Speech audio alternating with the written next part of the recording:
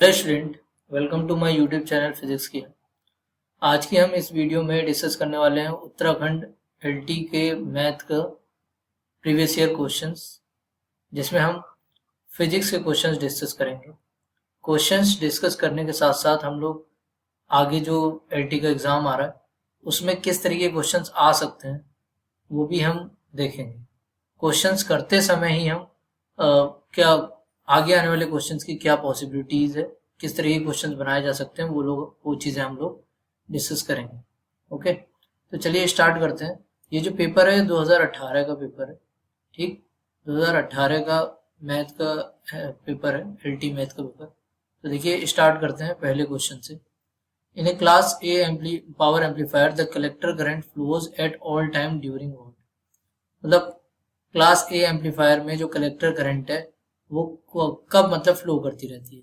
तो देखिए कितना, इस फिगर से आप समझ सकते हैं, ये बहुत ही आसान है। यहाँ पर देखिए क्लास ए वाले में क्या है कि फुल साइकिल, ये पूरी साइकिल होती है, इसे कहते जाता है फुल साइकिल। ये पूरी साइकिल है एक, ठीक है, और ये हाफ होती है, ये हाफ है, और ये पूरी जो होती है वो क्या होती है, वो फुल होती है। हाफ जो है वो केवल इतनी होती है, ये हाफ, और फुल जो है जो ब्लैक कलर से है ये पूरी क्या है, फुल है। तो फुल साइकिल आप देख सकते हैं कि कंडक्शन जो है वो फुल साइकिल में है क्लास ए एम्पलीफायर के लिए, क्लास ए वाला है, तो ए एम्पलीफायर के लिए ये है। और अगर ए बी एम्पलीफायर की बात करें तो पॉसिबिलिटीज में बता रहा हूँ किस तरीके से आ सकता है कि बहुत ही कम अ, समय के लिए कंडक्शन नहीं होगा, बहुत कम साइकिल के लिए कंडक्शन नहीं होगा, बाकी के लिए कंडक्शन होगा। जबकि अगर केवल बी टाइप अगर एम्पलीफायर की बात कर रहा है तो हाफ साइकिल में कंडक्शन नहीं होगा, ठीक है ना। केवल कंडक्शन किस में होगा, इस वाली हाफ साइकिल में होगा, यानी इसका आंसर हो जाएगा फिर हाफ। और फिर इसी तरीके क्लास सी वाले में क्या होगा कि अधिकतर टाइम पर कंडक्शन नहीं होगा, केवल इतने पार्ट में ही कंडक्शन होगा, ठीक। तो इस तरीके से आप किसी भी एम्पलीफायर ए बी सी या ए बी के बारे में बता सकते हैं कि जो करंट फ्लो है वो कहाँ होगा। तो इसमें आप देख सकते हैं ए में तो पूरी साइकिल के लिए ही क्या है, करंट फ्लो हो रहा है, पूरी साइकिल में ही क्या है, कंडक्शन है। तो इसलिए इसका आंसर हो जाएगा ए और फुल साइकिल। चलिए आगे बढ़ते हैं। आगे देखिए क्या है कि ए मिसाइल, ये जो है क्वेश्चन, ये मोशन इन स्ट्रेट लाइन से है। A missile is fired from the ground level rises x metre vertically upward in t seconds, ठीक। इक्वेशन ये दी हुई है। तो पूछा हुआ है कि मैक्सिमम हाइट कितना होगा, ठीक। x दिया हुआ है और मैक्सिमम हाइट पूछा है।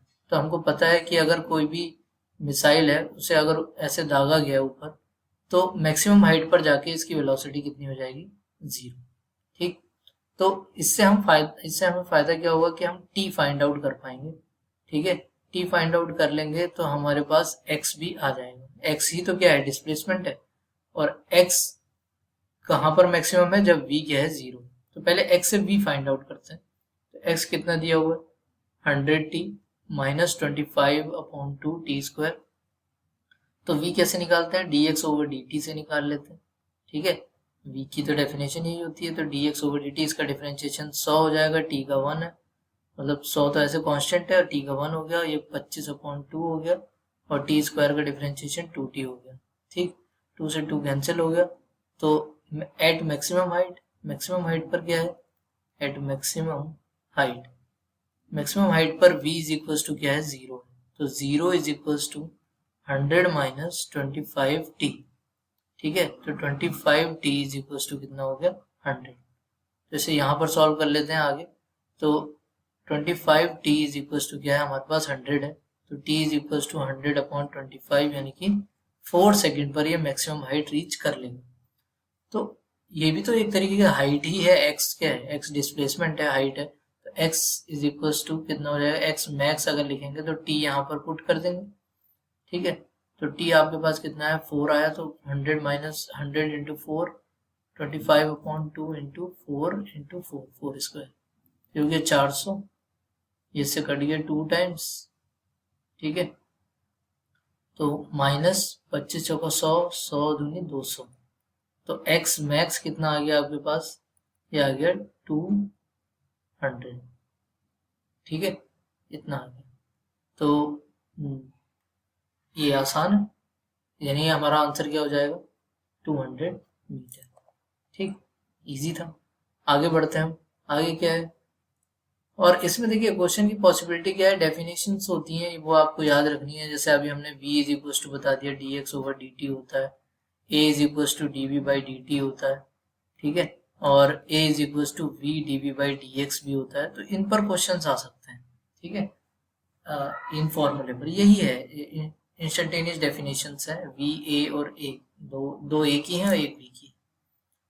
बाकी आगे बढ़ते हैं हम लोग, क्या है, if L and R be the inductance and the resistance, L और R, L क्या है इंडक्टेंस है और R क्या है रेजिस्टेंस है, तो R बाई L की आपको क्या बतानी है, डायमेंशन बतानी है, R बाई L। तो देखिए ये एक स्टैंडर्ड क्वेश्चन है, इसमें हम लोग याद रखते हैं कुछ इम्पोर्टेंट क्या है डायमेंशन है जो हमें याद रखनी है। L बाई R की जो डायमेंशन होती है बराबर R C की होती है, बराबर T की डायमेंशन की होती है। ठीक, यहाँ पे R आपको पता है, L भी पता है, C मैं बता देता हूँ, ये कैपेसिटेंस होती है।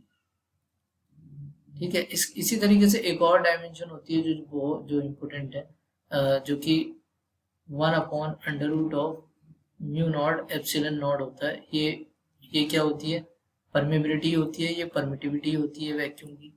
ठीक, ये बराबर क्या होती है, स्पीड की डायमेंशन के इक्वल होती है, स्पीड ऑफ लाइट के बराबर होती है।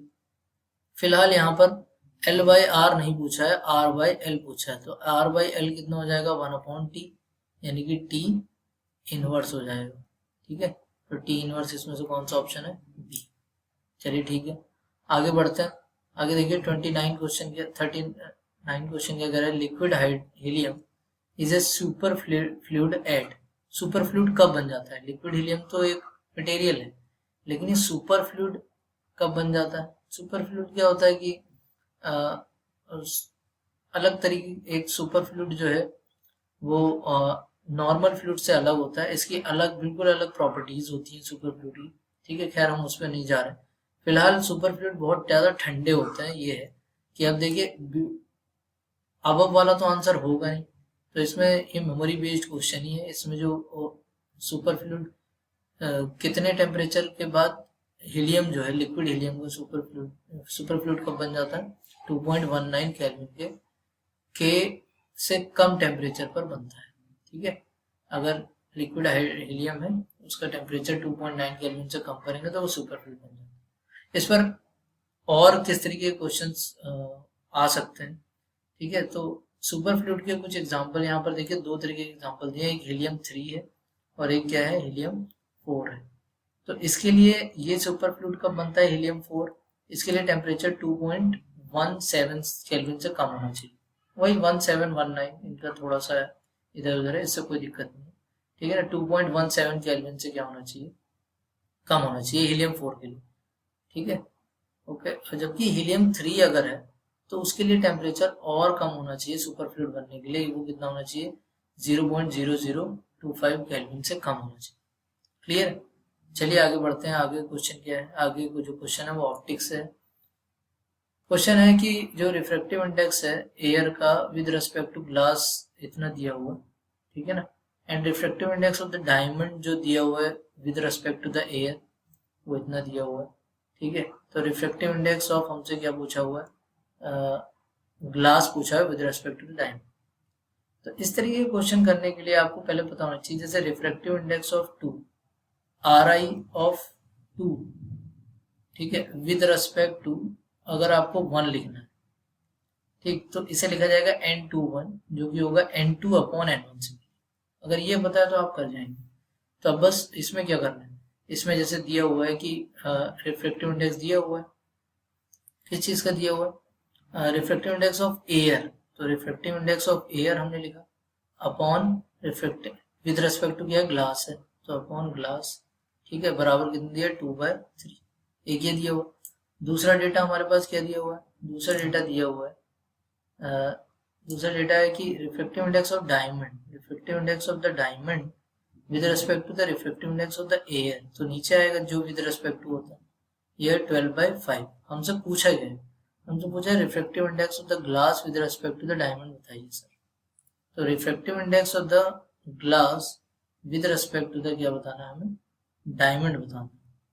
ठीक है, तो अब देखिए यदि अगर ऐसे दिया है तो अभी हमें एयर की जरूरत नहीं है, क्योंकि हमारे जो हमसे जो पूछा है उसमें एयर कहीं भी नहीं है।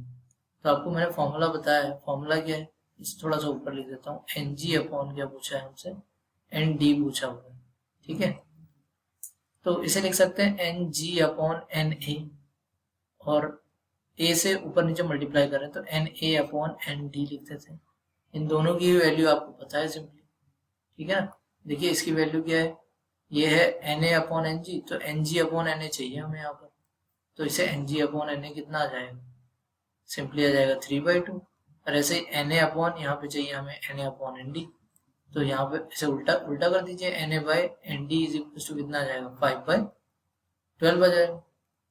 तो N G by N A क्या हो गया 3/2, और N A by N D कितना हो गया 5/12 हो गया। तो इससे काट दो इसे, 3 चौक 12, 5/8 हो जाएगा। तो यानी कि ये वाला आंसर हमारा मैच कर जाएगा, सिंपल। तो इसमें की पॉइंट यही है, ये आपको याद रखना है, ये बहुत इंपॉर्टेंट है। ठीक है, तो मैं आपको क्वेश्चंस बताने के साथ साथ पॉसिबिलिटीज भी बता रहा हूँ, तो आपको पूरा कॉन्सेप्ट क्लियर करके बता रहा हूँ कि केवल मैं सॉल्यूशन नहीं बता रहा हूँ, आपको पूरा फॉर्मूला बताया जा रहा है जिससे आप आगे आने वाले क्वेश्चंस भी कर पाए। ठीक, आगे देखिए, आगे क्या है कि amplitude of the damped harmonic oscillator is reduced to 1/e of its initial value in the time what. मतलब ये कह रहा है कि जो डैम्ड ऑसिलेटर होता है, ठीक है, उसका एम्पलीट्यूड 1/e कितने समय में हो जाता है। ठीक है, तो देखिए वैसे तो अगर ए जो है वो ए नॉट जो है वो A0/e हो जाता है, मतलब इतना टाइम, ई क्या है ये लिखा है 1/e टाइम्स इनिशियल वैल्यू का हो जाता है। तो वो जो समय होता है उसे बोला जाता है टाउ। तो टाउ क्या होता है, टाउ होता है मीन लाइफ, औसत जीवन काल। ठीक, आज तो ये क्वेश्चन पूछा गया, लेकिन आपसे ये भी पूछा जा सकता है A0 से अगर A0/2 हो तो उसे टी हाफ से डिनोट करते हैं, और जो टी हाफ होता है वो हाफ लाइफ बोला जाता है। ठीक है, इस तरीके से टर्म्स है। ठीक है, और जो टी एवरेज होता है, टी एवरेज जो होता है मतलब बहुत सारे टाइम्स का जो एवरेज होता है, ठीक है, ये एवरेज का चिन्ह, उसे बोल दिया जाता है रिलैक्सेशन टाइम,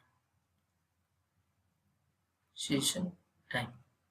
तो इस तरीके से क्वेश्चंस भी आ सकते हैं। तो फिलहाल हमारे इसमें जो पूछा था वो ये पूछा था A0 मतलब पहले का 1/e टाइम्स कब हो जाएगा, तो मीन लाइफ टाइम में हो जाता है, तो ए हो जाएगा इसका।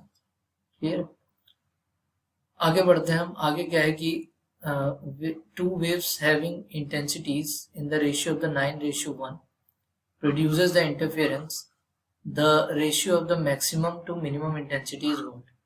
ठीक, हमसे मैक्सिमम से मिनिमम इंटेंसिटी का रेशियो पूछा जा रहा है। ठीक है, और हमें दिया क्या है, दिया हुआ है I1/I2 जो दिया है वो 9/1 दिया हुआ। ठीक है, तो सिंपल सा फॉर्मूला होता है, ठीक है, ये होता है अंडर रूट ऑफ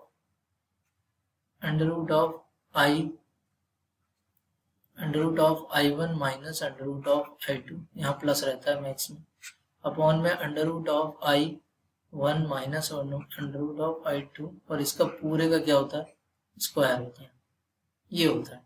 ठीक, तो फिलहाल यहाँ पर देखा जाए तो हमें I1/I2 दिया हुआ, तो हमें निकालना है I मैक्स अपॉन I मिन निकालना है।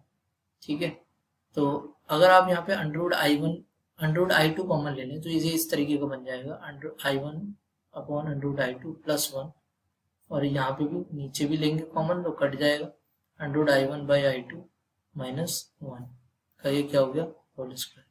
अब बस आपको सिंपली वैल्यू रखनी है, आपको आंसर होगा I1/I2, तो यानी कि 9 √9 +1 अपॉन √9 -1 का होल स्क्वायर, यानी 3 + 1 यानी 4 अपॉन 3 - 1 यानी 2 का होल स्क्वायर, यानी कि ये 2 टाइम्स कट जाएगा, यानी 4 आ जाएगा, यानी 4:1 इसका आंसर हो जाएगा।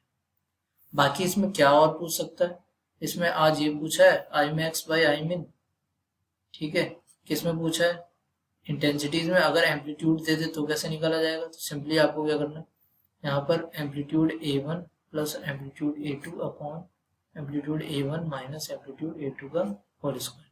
चाहे तो आप A1 A2 क्या कर सकते हैं, A1 A2 जो है कॉमन लेके काट सकते हैं, ठीक है।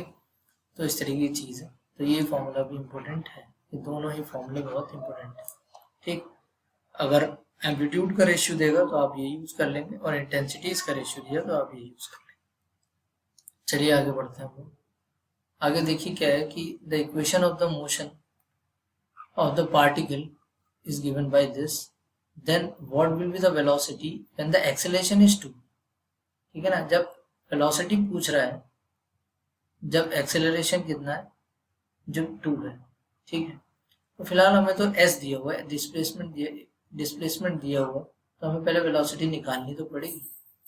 तो s इज इक्वल टू जो दिया है 2t² प्लस साइन 2t। आपको मैं फॉर्मूला बता चुका हूँ इस तरीके के क्वेश्चंस में। जैसे s दिया है तो आप v निकाल सकते हैं ds/dt से, आप a निकाल सकते हैं dv/dt से, ठीक है। आप a एक और तरीके से निकाल सकते हैं v dv/dx। वो सिचुएशन पर डिपेंड करता है कि कौन सा फॉर्मूला हमें यूज करना है, ठीक है। चलिए फिलहाल ये यहाँ पर इम्पोर्टेंट फॉर्मूला है, ठीक। हमसे पूछा गया है, वेलोसिटी पूछी हुई है जब एक्सेलरेशन 2 है। तो पहले हम वेलोसिटी निकालेंगे, तो डिफरेंशिएशन करना पड़ेगा इसका। तो v बराबर होता है ds/dt होता है, ठीक है। तो 2t² का डिफरेंशिएशन क्या हो जाएगा 2t, and plus sign 2t का डिफरेंशिएशन cos 2t, और 2t का एक बार और होगा तो 2 बाहर आ जाएगा, ठीक है। तो हमारे पास v इज इक्वल टू आ चुका है 4t प्लस 2 cos 2t। हमसे ये पूछा तो है v की वैल्यू, लेकिन कब, जब एक्सेलरेशन 2 है। लेकिन एक्सेलरेशन 2 कब है, तो वो भी तो निकालना पड़ेगा, टाइम तो निकालना पड़ेगा। जब एक्सेलरेशन 2 है तब टाइम क्या है वो निकाले बिना हम v तो निकाल ही नहीं सकते, ठीक है, क्योंकि v में तो t आ रहा है ना, तो ये t तो चाहिए होगा। ये t कब निकालना है, जब एक्सेलरेशन 2। तो v से पहले a निकाल लेते हैं। a बराबर क्या होता है dv/dt होता है। तो इसका डिफरेंशिएशन करेंगे 4t का, तो इसका 4 हो जाएगा, प्लस 2 cos का क्या होता है -2 साइन 2t, और इसका डिफरेंशिएशन और करेंगे एक बार और 2t का, तो 2 बाहर आ जाएगा। हमारे पास जो a आ गया है, a जो आया है a इज इक्वल टू वो आया 4 - 4 साइन 2t। तो हमें टाइम निकालना था। देखिए चूंकि a इज इक्वल टू 2 दिया है, हम जानते हैं कि a इज इक्वल टू कितना है, तो 2, तो 2 इज इक्वल टू क्या लिखेंगे 4 - 4 साइन 2t, ठीक है। तो ये इधर ले जाएंगे तो -2 हो जाएगा is equal to -4 sign 2t, ठीक है। और ये चीज़ अगर आप सॉल्व करें तो कितना आ जाएगा, माइनस से माइनस कट जाएगा, 1/2 is equal to sign 2t। और 1/2 किसकी वैल्यू होती है साइन में, ये साइन π/6 की वैल्यू होती है, ठीक है। तो हमारे पास 2t इज इक्वल टू कितना आ चुका है, यहाँ पर 2t इज इक्वल टू आ चुका है π/6 इज इक्वल टू 2t। अगर आप कंपेयर करें तो यानी कि t इज इक्वल टू कितना आ चुका है π/12 आ गया, ठीक। तो इसी टाइम पर हमसे क्या पूछा हुआ था, हमसे पूछा था एक्सेलरेशन सर क्या होगा, ठीक है। तो एक्सेलरेशन, तो ये एक्सेलरेशन ही वेलोसिटी तो ये, तो v इज इक्वल टू कितना हो जाएगा 4 × π/12, ठीक है, प्लस 2 cos क्या हो गया 2t की वैल्यू कितनी है, तो π/6 है, cos π/6। तो ये हो जाएगा 4 से कट जाएगा, 4 × 12, तो π/3 प्लस, और इसकी वैल्यू होती है √3/2, 2 से 2 कट जाएगा तो कितना आ जाएगा √3। तो इस तरीके का कोई ऑप्शन है, बी इस तरीके का ऑप्शन दिया हुआ है, तो ये आंसर हो जाएगा, सिंपल। अभी थोड़ा सा टाइम लगा, लेकिन अगर रनिंग में होगा तो बहुत जल्दी हो जाएगा। चलिए आगे बढ़ते हैं। आगे क्या है, मेमोरी बेस्ड क्वेश्चन है, ज़्यादा कोई डिफिकल्ट नहीं है। Schrodinger equation can be expressed as, तो जो श्रोडिंजर इक्वेशन है वो क्या होती है, ये पूछा जा रहा है। ठीक है, तो श्रोडिंजर इक्वेशन जो होती है उसे लिखा जाता है H5 is equals to E5, ये होती है। फिलहाल यहाँ कोई इस तरीके का ऑप्शन नहीं है, लेकिन अगर आप इसे E5 को इधर ले जाएं तो आपके हाथ में आंसर होगा, यानी कि ये वाला सी हो जाएगा। बाकी इसमें पूछा क्या जा सकता है, पॉसिबिलिटीज के, पॉसिबिलिटीज है कि जो एच है उसकी उस तरीके एच को एक्सप्रेस कर दिया जाए अलग अलग टर्म्स में, तो ये होता है H cut square upon 2 D two H by D X square plus B X कोई पोटेंशियल होता है, तो इस फॉर्म में पूछा जा सकता है। और उसके अलावा इसमें ऑपरेटर्स होते हैं, जैसे ये एच एक ऑपरेटर था, इसकी वैल्यू ये थी, इसी तरीके से और भी ऑपरेटर्स होते हैं, उनकी वैल्यूज अलग अलग होती हैं, तो ये याद रखने लायक है। जैसे मोमेंटम का ऑपरेटर ये है, और एनर्जी हैमिल्टोनियन का ही जो कि अभी हमने लिखा है ये भी हैमिल्टोनियन का ही, इसे हैमिल्टोनियन बोलते हैं। और एनर्जी का इस तरीके से दिया हुआ है ऑपरेटर, काइनेटिक एनर्जी का ये है, और जेड कंपोनेंट एंगुलर मोमेंटम का ये है। तो ये इनमें से कोई भी क्वेश्चन आ सकता है क्वांटम मैकेनिक्स से।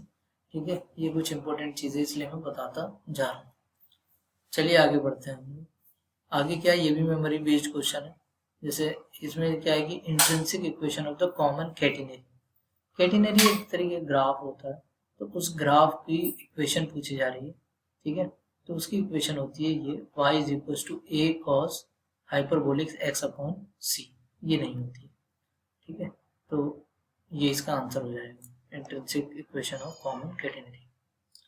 ठीक, मेमोरी बेस्ड क्वेश्चन था। इस तरीके से आप कुछ जो इम्पोर्टेंट ग्राफ्स हैं उनकी इक्वेशंस याद रखिए, इजी रहेगा। आगे क्या है कि pure semiconductor material at the temperature of the 0 kelvin, 0 kelvin पर जो प्योर सेमीकंडक्टर वो किसकी तरह बिहेव करता है। जैसे ये क्या है, प्योर सेमीकंडक्टर है।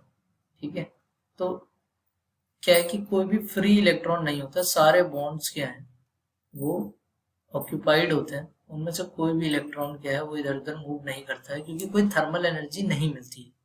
ठीक है ना, due to no thermal energy, कोई इलेक्ट्रॉन फ्री नहीं होगा, और कोई इलेक्ट्रॉन फ्री नहीं हुआ तो वो इंसुलेटर हो जाएगा, due to no thermal energy no free electron. ठीक है ना, इसलिए इंसुलेटर हो जाएगा।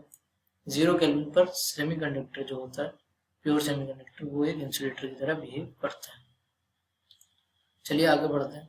आगे क्या है, आगे है कि moment of inertia of the ring about an axis passing through the centre and perpendicular to the plane. मतलब रिंग है, उस रिंग के सेंटर से और परपेंडिकुलर टू द प्लेन ये एक्सिस है, तो इसके अबाउट मोमेंट ऑफ इनर्शिया ये तो सबको याद है, mr स्क्वायर होता है। ठीक है ना, ये तो स्टैंडर्ड है। और अगर रिंग की जगह क्या हो जाए, डिस्क हो जाए।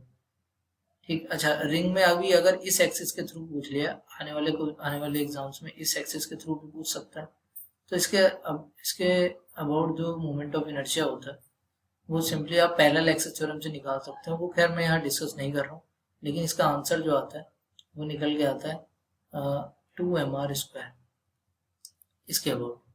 और ये डिस्क का भी पूछ सकता है, अगर मान लीजिए डिस्क का पूछ लिया तो अब आप कैसे करेंगे। तो और भी बहुत सारे हैं मोमेंट ऑफ इनर्शिया, मैं सारे यहाँ पर नहीं बता सकता हूँ, ये काफ़ी लंबी वीडियो हो जाएगी। आप कमेंट बॉक्स में बताना यदि अगर आपको कोई और मतलब किसी पर्टिकुलर टॉपिक पर अगर वीडियो चाहिए तो आई डैश, तो इसमें जो होता है डिस्क के लिए जो मोमेंट ऑफ इनर्शिया आता है वो होता है mr स्क्वायर बाई 2 होता है। और अगर डिस्क में इसके अबाउट पूछ ले जाए, इस वाली एक्सिस के अबाउट, तो मोमेंट ऑफ इनर्शिया जो हो जाता है वो सिंपली आई बराबर हो जाता है 3mr स्क्वायर बाई 2 हो जाता है। तो इस तरीके से ये कुछ मोमेंट ऑफ इनर्शिया है। तो आज ये पूछा तो अलग बहुत सारी बॉडीज हैं जिनमें मोमेंट ऑफ इनर्शिया हो सकता है। फिलहाल आप सारे मोमेंट ऑफ इनर्शिया याद रखें अलग अलग बॉडीज के। ठीक है, और उनके रिगार्डिंग जो ये है थ्योरम है, जैसे दो तरह की थ्योरम है, पैरेलल एक्सिस थ्योरम है और परपेंडिकुलर एक्सिस थ्योरम। दोनों ही थ्योरम से आप हर एक एक्सिस के अबाउट निकाल सकते हैं मोमेंट ऑफ इनर्शिया किसी भी बॉडी का। चलिए ठीक है, तो आगे बढ़ते हैं। आगे क्या है, an object moving with the speed of 6.25 metre per second is decelerated at the rate of this. तो हमसे पूछा है कि टाइम बताइए सर जब वो बॉडी किस में आ जाए, रेस्ट में आ जाए। ठीक है, तो हमें ये इक्वेशन दिया हुआ है। तो देखिए अब यहाँ इक्वेशन दे दिया है, हमसे टाइम पूछा हुआ है, तो टाइम देखिए यहाँ पे दिया हुआ है, तो हमें इस टाइम को ही निकालना है। अब ये डी हटाएंगे, कैसे हटा सकते हैं, इंटीग्रेशन के थ्रू हटा सकते हैं, क्योंकि डी टी लिखा है। तो बस हमें इतना पता चल गया यहाँ पर क्या करना है, इंटीग्रेशन लगाना है। तो बस हम ये इक्वेशन लिखते हैं, D V by D T is equals to -2.5 V की पावर हाफ लिख देते हैं।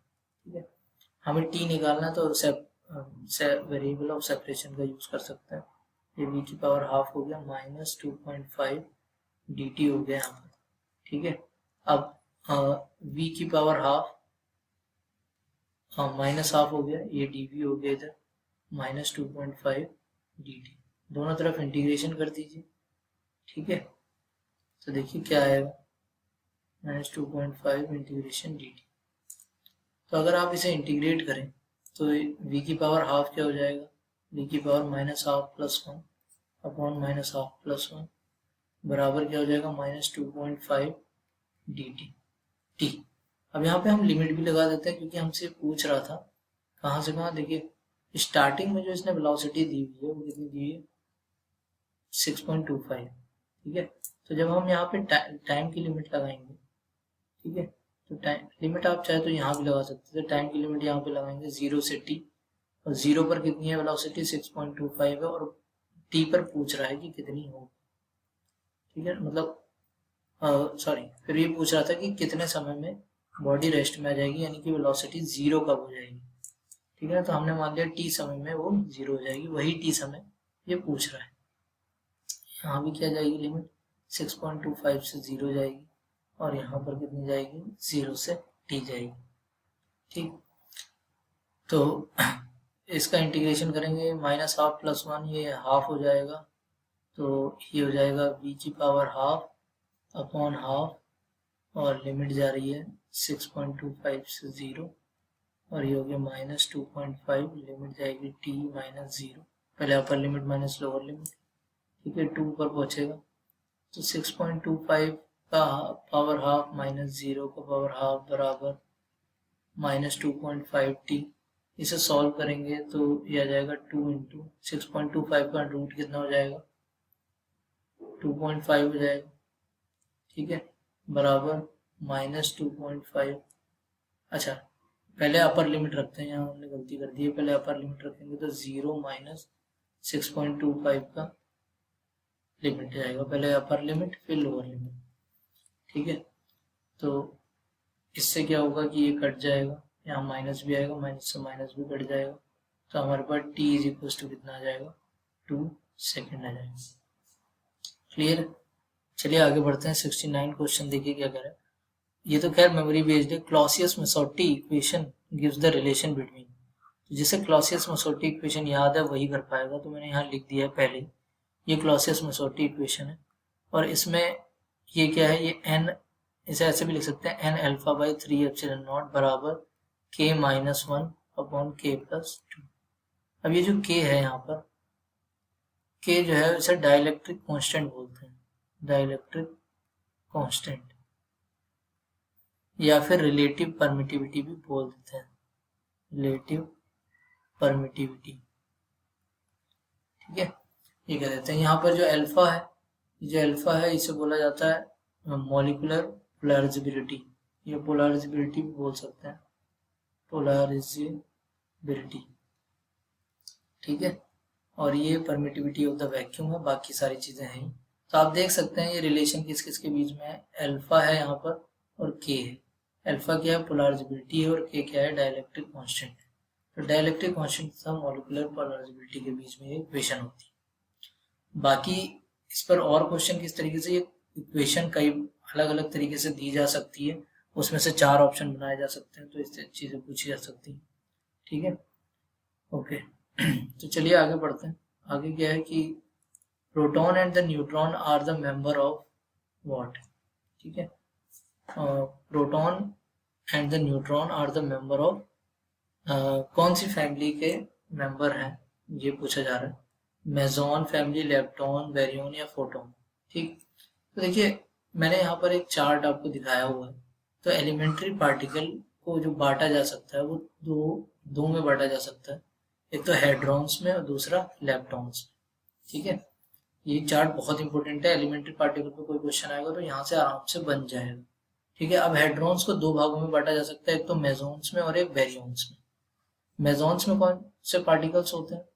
पायोन्स होते हैं, कायोन्स होते हैं, ईटा होते हैं। ठीक है, बस इनके सिंबल याद रखिए और इनके नाम क्या है। ये पायोन्स 3 टाइप के होते हैं, कायोन्स 4 टाइप के, ईटा 1 टाइप का। ठीक है, हेड्रॉन्स मतलब हैवी पार्टिकल्स होता है। हेड्रॉन्स का दूसरा टाइप होता है बैरियंस। बैरियंस में ही क्या आते हैं? न्यूट्रॉन और प्रोटॉन आते हैं। ठीक है, और हाइप्रियॉन्स आते हैं। ठीक है, पूछे जा सकता है इनमें से हाइप्रियॉन्स क्या है, इस तरीके के क्वेश्चन भी पूछा जा सकता है। तो डेल्टा, सिग्मा, जाई, ओमेगा, लैम्डा, ये सब क्या है? ये सब हाइप्रियॉन्स है। ठीक, तो ये जो है ये क्या है? हाइप्रियॉन्स है। तो अब आप देख सकते हैं कि जो इसमें पूछा था कि प्रोटॉन एंड न्यूट्रॉन कौन सी फैमिली के मेंबर है, तो आप देख सकते हैं प्रोटॉन न्यूट्रॉन ये है और ये बैरियन के मेंबर्स है। ठीक है, तो बैरियन फैमिली इसका जो हो जाएगा आंसर हो जाएगा। ठीक है, और जहाँ तक लेप्टॉन्स की बात है, लेप्टॉन्स में इलेक्ट्रॉन आते हैं, म्यून्स आते हैं और टाउन्स आते हैं, और इसके साथ जो है ये न्यूट्रिनोज हैं इनके। हर एक लेप्टॉन का एक एक न्यूट्रिनो होता है, म्यून का एक न्यूट्रिनो होगा और टाउन का एक न्यूट्रिनो होगा। ठीक, इस तरीके से। तो बाकी के जो क्वेश्चंस है वो मैं नेक्स्ट वीडियो में क्लियर करूंगा। ठीक है, आज के लिए हम लोग इतने ही रखते हैं। अगर आपको कोई भी डाउट हो तो आप कमेंट बॉक्स में बता सकते हैं, और वीडियो को लाइक कर दीजिए। अगर आपको और भी कंटेंट अच्छा चाहिए तो आप सब्सक्राइब कर देना चैनल को और अपने दोस्तों में शेयर कर देना। Thank you so much.